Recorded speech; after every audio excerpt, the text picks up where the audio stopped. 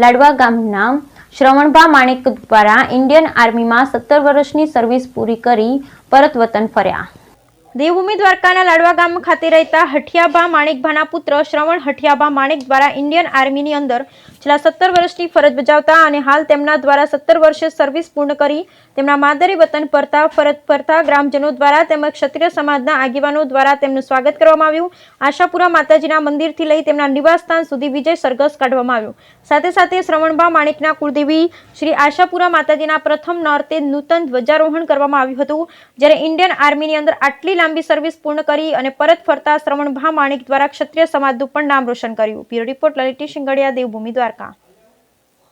મારું નામ છે માણેક શ્રવણ હઠિયાભા, ગામ લાડવા, અને હું 17 વર્ષ સર્વિસ પૂર્ણ કરીને અત્યારે આશાપુરા માતાજીના મંદિરે અત્યારે ઊભેલો છું અને અત્યારે અમે ધજાને ચડાવેલું છે અને મારે જે પ્રોગ્રામ હતું અમારી કુળદેવી છે એટલે અમારે ધજા ચડાવવી પડે અને પહેલા નોરતે અમે જય માતાજી, જય ભારત, જય હિન્દ, જય દ્વારકાધીશ। દેશ માટે તમે સેવા આપી એ વિશે કહેશો? દેશ માટે બહુ સેવા આપી અને હવે પણ કોઈ દિવસ માંગે તો હજી આપશું। 17 વર્ષ આપી છે, હજી પણ દેશ માંગે તો આપશું હજી સેવા।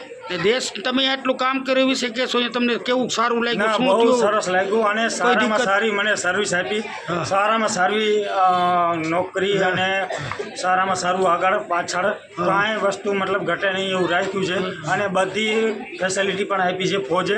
અને ફોજમાં નોકરી મેળવવા માટે અત્યારે ઘણા બધા આગળ પાછળ કરે છે પણ ફોજની નોકરી મેળવવા માટે બહુ મુશ્કેલ છે, પણ મુશ્કેલ કાંઈ નહીં, તમે તમારી મહેનત કરો તો કાંઈ વાંધો નહીં આવે।